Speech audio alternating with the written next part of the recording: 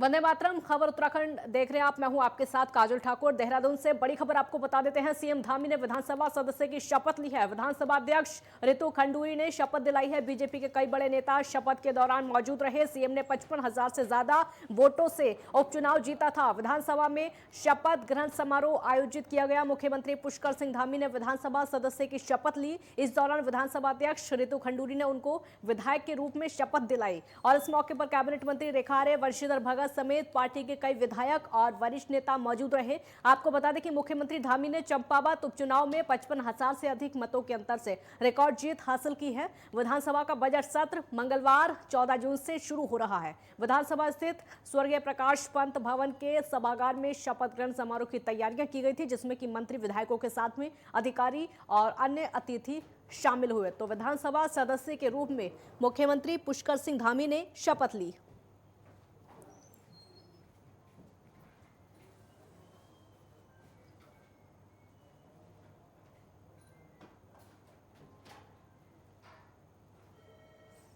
CM Dhami ने विधानसभा सदस्य के रूप में ये शपथ ली है और विधानसभा अध्यक्ष रितु खंडूरी को आप देख सकते हैं शपथ दिलाते हुए। शपथ के दौरान बीजेपी के कई बड़े नेता और भी मौजूद रहे।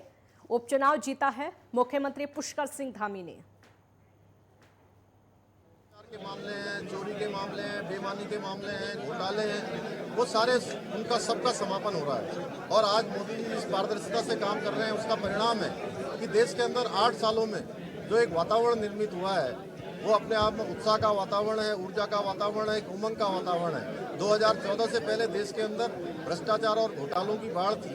आज उन सब से अपना फेस सेविंग करने के लिए इस प्रकार के धरने प्रदर्शन किए जा रहे हैं। जबकि काम अगर किसी ने गलत किया है तो मैं समझता हूं कि मोदी जी के शासनकाल में वो बच नहीं पाएगा, और किसी ने अगर कोई खराब काम नहीं किया है तो वो भी जो है उसको किसी प्रकार की कोई परेशानी नहीं। देखिए, ये चंपावत का चुनाव हो या हमारा आम चुनाव हो उत्तराखंड का, ये इस बात का एक उदाहरण है कि देश की जनता हो या उत्तराखंड की जनता हो, वो केवल और केवल भारतीय जनता पार्टी को चाहती है, माननीय मोदी जी के नेतृत्व को चाहती है। लोग चाहते हैं कि मोदी जी हमारे सालों साल तक देश का नेतृत्व करते रहें और देश के अंदर गरीबों के लिए, समाज के अंतिम छोर में खड़े हुए लोगों के लिए, शोषितों के लिए, वंचितों के लिए, दलितों के लिए, और जिनके पास तक अभी तक शासन और सरकारें नहीं पहुँच पाई हैं, उन सबको आगे बढ़ाने का जो काम मोदी जी के नेतृत्व में हो रहा है वो लगातार। देहरादून से बड़ी खबर आपको बता देते हैं। व्यापार मंडल के साथ में सीएम धामी की बैठक शाम को 6:30 बजे व्यापार मंडल के पदाधिकारियों के साथ में ये बैठक होगी। सीएम कैंप कार्यालय में विचार विमर्श और चर्चा में शामिल होंगे। शाम को 7 बजे विधानमंडल दल की बैठक में शामिल होंगे मुख्यमंत्री, और मुख्य सेवक सदन में बैठक का भी आज आयोजन किया गया है। तो बैठकें रखी गई हैं। मुख्यमंत्री पुष्कर सिंह धामी इन बैठकों में खुद शामिल होने वाले हैं। सेवक सदन में जो बैठक होगी उसमें खुद शामिल होंगे और व्यापार मंडल के साथ में आज बैठक मुख्यमंत्री पुष्कर सिंह धामी करेंगे। 6:30 बजे व्यापार मंडल के साथ में ये बैठक बताई जा रही, जिसमें सीएम कैंप कार्यालय में विचार विमर्श और चर्चा की जाएगी। शाम को 7 बजे विधानमंडल दल की बैठक भी होगी। तो 7 बजे विधानमंडल दल की जो बैठक होगी उसमें मुख्यमंत्री पुष्कर सिंह धामी शामिल होने वाले हैं। व्यापार मंडल के साथ में जो बैठक है काफी अहम हो गई है, क्योंकि व्यापार मंडल के जो पदाधिकारी हैं वो खुद उसमें शामिल होंगे। अपने व्यापार के बारे में बताएंगे, कैसे उत्तराखंड का व्यापार इस समय चल रहा है, क्योंकि 4 धाम की यात्रा भी इस समय चल रही है। व्यापार पर असर भी इस समय पड़ रहा है, सकारात्मक असर है या फिर नकारात्मक असर है। जो व्यापारी हैं वो अपने आप अपने विचार रखेंगे। मुख्यमंत्री पुष्कर सिंह धामी के सामने व्यापार के बारे में बताएंगे। तो व्यापार मंडल की बैठक 6:30 बजे रखी गई है।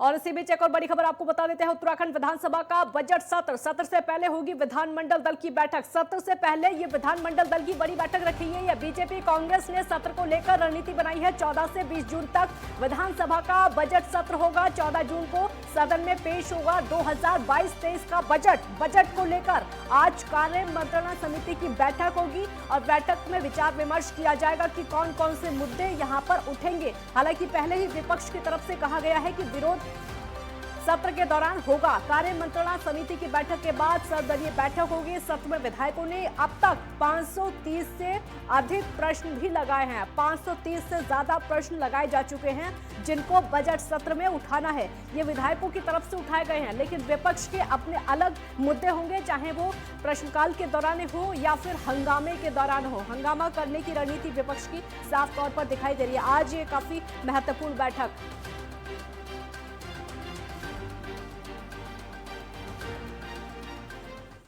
ज्ञानेंद्र तिवारी संवाददाता हमारे साथ जुड़ गए हैं ज्यादा जानकारी के लिए। ज्ञानेंद्र, बजट सत्र को लेकर आज महत्वपूर्ण बैठक, क्या अपडेट है?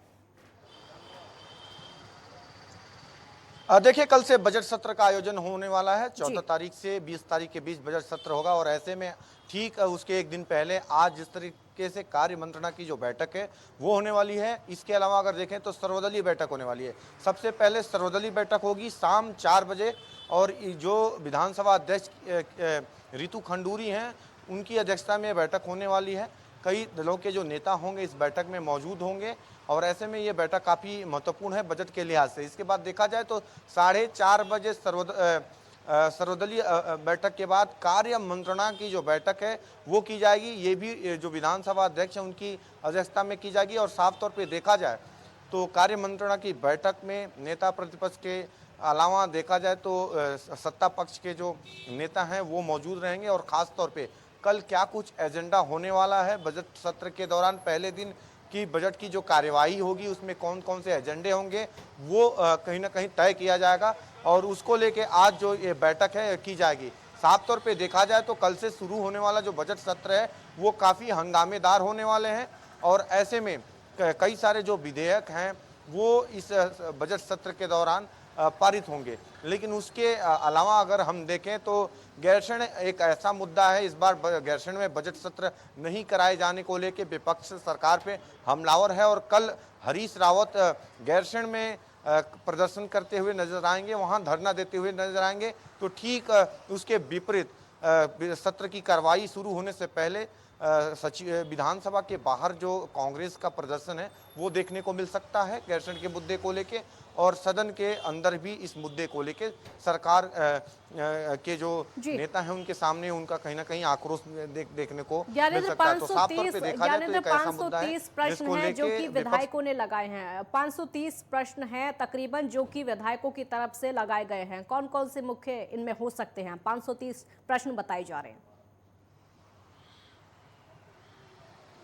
देखिए, विधायकों की तरफ से अपने क्षेत्रों के जो जन समस्याओं वाले मुद्दे होते हैं वो लगाए जाते हैं और ऐसे में इस बार तकरीबन 530 प्रश्नों को इस बार के विधानसभा में लगाया गया है और साफ तौर पे सभी जो ऐसे मुख्य प्रश्न होंगे उन्हें सुनने का जो मौका है वो विधानसभा के अध्यक्ष की तरफ से दिया जाएगा, जिस पर चर्चा होगी। साफ तौर पे देखा जाए तो कई सारे ऐसे विधायक हैं, अगर हम देखें साफ तौर पर बात करें देहरादून की, अगर हम बात कर लें देहरादून के विधायकों की तरफ से जो कहीं ना कहीं जनहित के मुद्दों को उठाने का काम किया गया है और ऐसे में उसमें चर्चा होती हुई नज़र आ सकते हैं।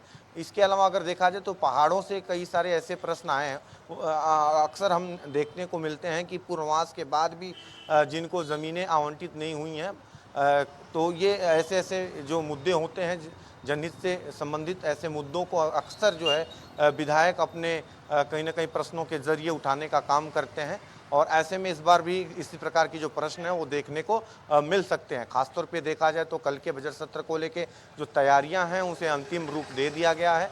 हंगामेदार सत्र होने के आसार हैं। गैरसैंण के मुद्दे के अलावा चार धाम की व्यवस्थाओं का मुद्दा है, बेरोजगारी का मुद्दा है, महंगाई का मुद्दा है और इन मुद्दों को लेके विपक्ष कहीं ना कहीं सड़क से लेके सदन के अंदर तक हंगामे करते हुए देखी जा सकती हैं। और दूसरी तरफ ये भी देखा जाता है हर बार कि विपक्ष की तरफ से ये आरोप लगाया जाता है कि जो सरकार के मंत्री हैं वो होमवर्क करके नहीं आते, यानी कि आधा अधूरी जानकारी के साथ वो सत्र में आते हैं और ऐसे में विपक्ष की तरफ से, विधायकों की तरफ से, सभी विधायकों की तरफ से जो सवाल रखे जाते हैं, बहुत ऐसे में शुक्रिया जी। बिल्कुल ज्ञानेंद्र, बहुत शुक्रिया आपका इस पूरी जानकारी के लिए, बहुत बहुत शुक्रिया। तो बहुत सारे प्रश्न हैं जो कि उठाए जाएंगे सत्र के दौरान, आज उसी को लेकर चर्चा भी हो रही है। खबरों में आगे बढ़ते हैं क्योंकि उत्तराखंड विधानसभा में कल से शुरू होने जा रहे बजट सत्र के लिए धामी सरकार के मंत्री इन दिनों होमवर्क में जुटे हुए हैं। सत्र के दौरान उठने वाले विषय, प्रश्नों का तथ्य और तर्कों के साथ में प्रभावी ढंग से उत्तर देने के साथ ही संभावित अनुपूरक प्रश्नों के बारे में भी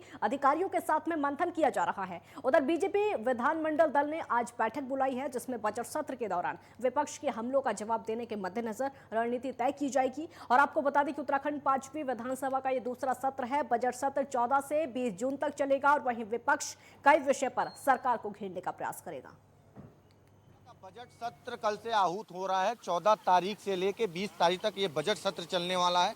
विधानसभा के बाहर हम मौजूद हैं। तमाम जो तैयारियां हैं सत्र को लेके उसे अंतिम रूप देने का काम किया जा रहा है खास तौर पे। और आज कई जो बैठकें हैं वो बजट सत्र को लेके होने वाली हैं। खास तौर पे देखा जाए कार्य मंत्रणा की बैठक होने वाली है, सर्वदलीय बैठक होने वाली है। और ऐसे में तमाम जो एजेंडा है कल बजट सत्र को लेके क्या कुछ होने वाला है सदन के अंदर, वो आज तय किया जाएगा। खास तौर पे देखा जाए तो सुरक्षा व्यवस्था जो है वो कहीं ना कहीं वो पूरी कर ली गई है। तमाम जो इंतजाम है सत्र के लिहाज से वो पूरी किए जा रहे हैं। खास तौर पे अगर देखा जाए तो बैरिकेडिंग लगाई जा रही है विधानसभा के दोनों तरफ। कहीं ना कहीं पुलिस ने सुरक्षा व्यवस्था के लिहाज से बैरिकेडिंग कर दी है। और ऐसे में तमाम जो तैयारियां हैं उसे अंतिम रूप दिया जा रहा है। और ये माना जा रहा है कि कल से जो बजट सत्र शुरू होने वाला है वो काफ़ी हंगामेदार होगा, क्योंकि जिस तरीके से गैरसैंण में बजट सत्र नहीं हो रहा है इस बार से, यही वजह है कि विपक्ष इससे मुद्दा बना रहा है। और ऐसे में कल हरीश रावत गैरसैंण में जो कहीं ना कहीं धरना प्रदर्शन करते हुए नजर आएंगे, वो वहाँ पे धरने पे बैठेंगे। और ऐसे में यहाँ देहरादून विधानसभा के अगर हम बाहर देखें सड़कों पे भी कांग्रेस का प्रदर्शन होगा, सदन के अंदर भी कहीं ना कहीं वो प्रदर्शन करते हुए नजर आ सकते हैं। और ऐसे में तमाम ऐसे मुद्दे हैं इस बार अगर हम देखें, चार धाम में अव्यवस्थाओं का मुद्दा हो, बेरोजगारी का मुद्दा हो, इसके अलावा महंगाई का मुद्दा हो, तमाम ऐसे मुद्दे हैं जिसको विपक्ष कहीं ना कहीं सरकार को घेरने का इन मुद्दों पे इस्तेमाल करेगा। और साफ तौर पे देखा जाए तो इस बार का जो बजट सत्र होगा वो काफ़ी हंगामेदार होने के आसार नजर आ रहे हैं। देहरादून से कैमरा पर्सन नरेंद्र पिमोली के साथ ज्ञानेंद्र तिवारी, नेटवर्क 10। एक ब्रेक यहाँ पर रुकेंगे, जल्द लौटेंगे।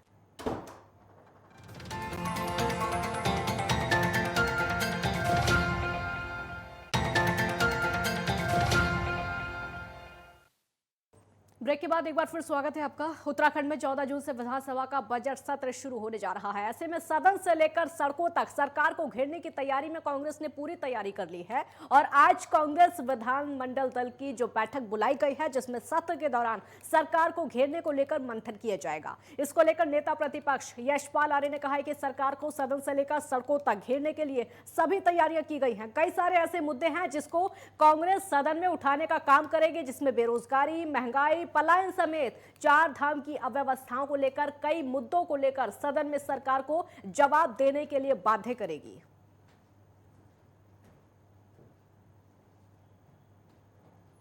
आज कांग्रेस विधानमंडल दल की बैठक होनी है और उसमें जो हमारे माननीय विधायक हैं, जो हमारे कांग्रेस के हमारे माननीय विधायक हैं, वरिष्ठ नेता हैं, उनके साथ विचार विमर्श करते हुए जो जन मुद्दे हैं, आज के मुद्दे हैं, जैसे पलायन बहुत बड़ा मुद्दा है, बेरोजगारी बहुत बड़ा मुद्दा है, चार धाम यात्रा में जो अव्यवस्थाएं देखने को मिली हैं, मौतें हुई हैं तीर्थ यात्रियों की, और जो सड़क दुर्घटनाओं में मौतें हुई हैं, तो तमाम मुद्दों को लेकर गैरसैंण बहुत बड़ा मुद्दा है जो उसको इनको नकार दिया है। तमाम मुद्दों को लेकर कांग्रेस सदन में पूरे मुखर होकर अपनी आवाज़ को बुलंद करेगी और सरकार को बाध्य करेगी कि वो इन सवालों के जवाब देने के लिए बाध्य करेगी।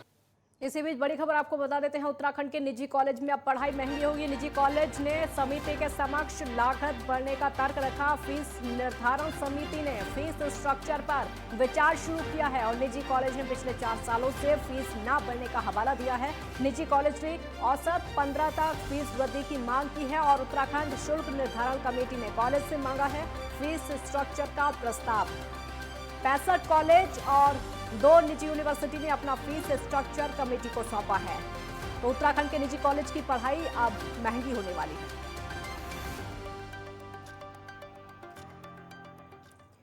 रक्षा मंत्री राजनाथ सिंह भारी सुरक्षा के बीच में विशेष विमान से मसूरी के सेंट जॉर्ज कॉलेज पहुंचे हैं, जहां पर मसूरी बीजेपी मंडल अध्यक्ष मोहन पेटवाल ने गुलदस्ता देकर उनका स्वागत किया है। इस दौरान रक्षा मंत्री Rajnath Singh Saint George College से सड़क मार्ग से लाल बहादुर शास्त्री एकेडमी के लिए रवाना हुए। और आपको बता दें कि रक्षा मंत्री मसूरी लाल बहादुर शास्त्री राष्ट्रीय प्रशासन एकेडमी पहुंचे, जहां पर उन्होंने ज्वाइंट सिविल मिलिट्री ट्रेनिंग का शुभारंभ किया। यह कार्यक्रम लाल बहादुर शास्त्री राष्ट्रीय प्रशासन एकेडमी के संपूर्णानंद ऑडिटोरियम में आयोजित किया जा रहा है। गलत जगह खड़े हुए सामने स्वागत किया और मैंने अनुरोध किया है कि यहाँ पर काफ़ी संख्या में कार्यकर्ता आए थे, लेकिन सुरक्षा कारणों से वो उनसे नहीं मिल पाए। तो मैंने निवेदन किया है कि 5-10 मिनट का समय जब आपकी वापसी हो तो आप कार्यकर्ताओं से थोड़ा आपसे मिलना चाहते हैं। तो उन्होंने कहा है कि वो मिलेंगे।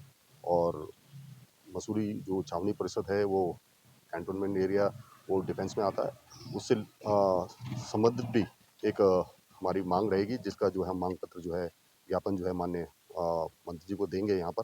और मैं मानता हूँ कि वो बहुत ही संगठन के व्यक्ति हैं और कार्यकर्ताओं की जो उनके मन के भाव उनको समझते हैं, उसी निमित्त उन्होंने यहाँ पर समय दिया है। मैं उनका जो है धन्यवाद देना चाहता हूँ। काफी उत्साह भी है।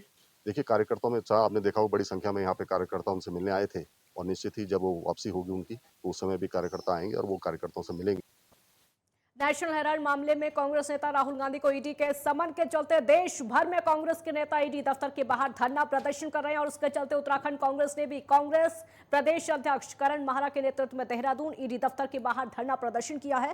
कांग्रेस के नेताओं और कार्यकर्ताओं ने धरना प्रदर्शन करते हुए केंद्र सरकार के खिलाफ जमकर नारेबाजी की है।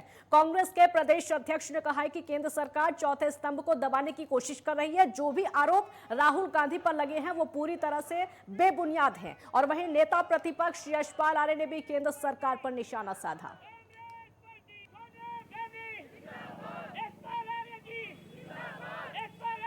जिस तरह से भारतीय जनता पार्टी और केंद्र सरकार ने बेबुनियाद तथ्यहीन आरोप पर ईडी के जरिए हमारे नेता राहुल गांधी जी, हमारी प्रिय नेता श्रीमती सोनिया गांधी जी पर जो आरोप लगाए हैं, जिनका कोई तथ्यात्मक और कोई उसकी ठोस बुनियाद नहीं है, और निश्चित रूप से यह एक सोची समझी साजिश के तहत केंद्र सरकार कांग्रेस की आवाज़ को कमज़ोर करना चाहते हैं, राहुल गांधी जी की आवाज़ को कमज़ोर करना चाहते हैं।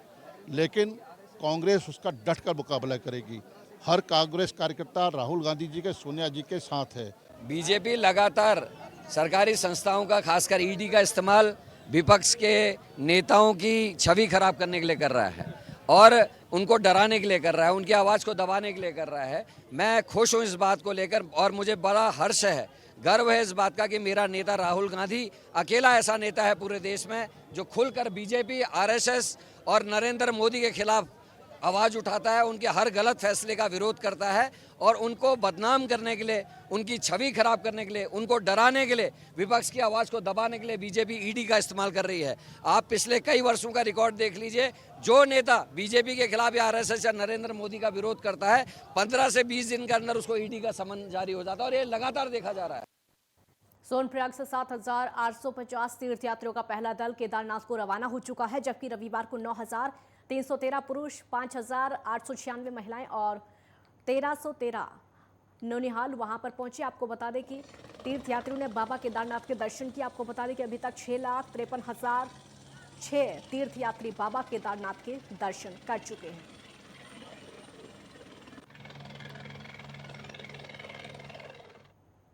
देवभूमि में चंपावत की जीत के बाद बीजेपी बेहद उत्साहित है। अब बीजेपी ने लोकसभा के लिए अपना एक बड़ा लक्ष्य तय कर लिया है। बीजेपी अब लोकसभा चुनाव में 5-0 से जीत दर्ज करने की मुहिम में जुटी है और मिशन 2024 के लिए बीजेपी ने बिसात बिछाने शुरू कर दी है। ये रिपोर्ट आप देखिए।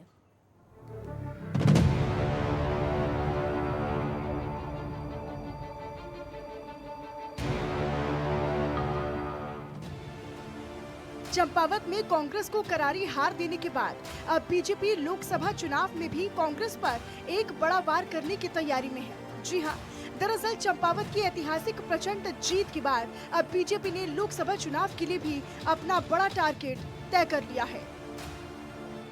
साल 2024 के चुनाव के लिए बीजेपी ने नया रिकॉर्ड कायम करने का लक्ष्य भी निर्धारित किया है।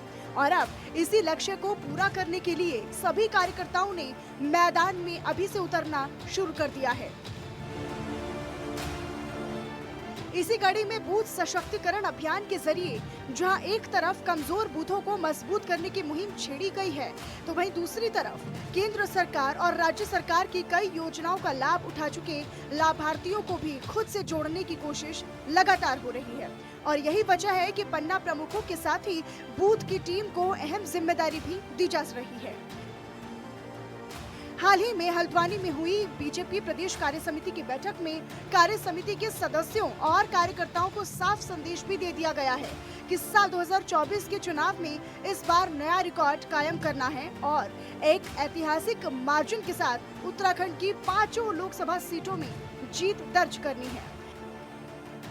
कि भारतीय जनता पार्टी ने जिस प्रकार से सारे मिथकों को तोड़ते हुए पहले उत्तराखंड में दोबारा 2/3 बहुमत की सरकार बनाई और उसके बाद उन्हें चंपावत में 94% मत प्राप्त करके माननीय मुख्यमंत्री पुष्कर सिंह धामी जी की सीट को जीता है, उससे माननीय जो हमारे वरिष्ठ नेतृत्व हैं उन सब ने हमें लक्ष्य दिया है कि हम आने वाले लोकसभा चुनाव में भी इस गति को जारी रखें और लोकसभा चुनाव भी नए रिकॉर्ड मतों के साथ जीतने का लक्ष्य बनाएं। और उसके लिए हम पन्ना प्रमुख, पन्ना टोली और जो हमारा नीचे तक का कैडर है उस सबको अपने साथ चर्चा करके इस विजय को प्राप्त करने के लिए काम कर रहे हैं और 2024 में निश्चित रूप से विजय का एक नया रिकॉर्ड हम लोग बनाएंगे।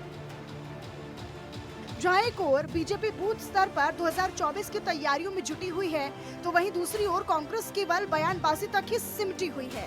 कांग्रेस का ये कहना है कि भारतीय जनता पार्टी गलतफहमी में है। साल 2024 में महायुद्ध होगा और बीजेपी के सामने लोकायुक्त, पलायन, बेरोजगारी जैसे तमाम सवाल होंगे जिनका जवाब जनता के सामने देना होगा।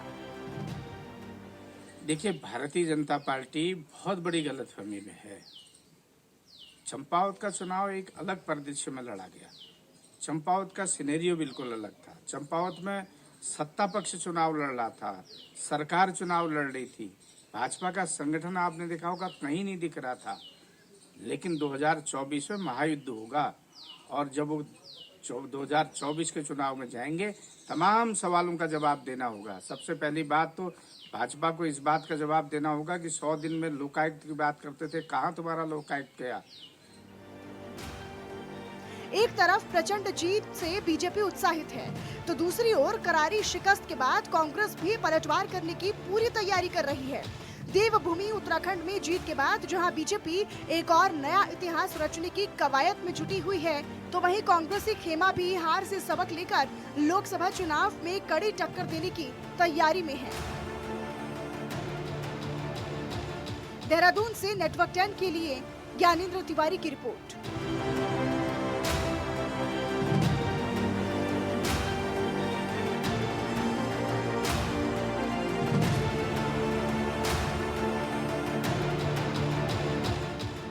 खबर उत्तराखंड में फिलहाल इतना ही। आप देखते रहिए नेटवर्क 10। जय हिंद।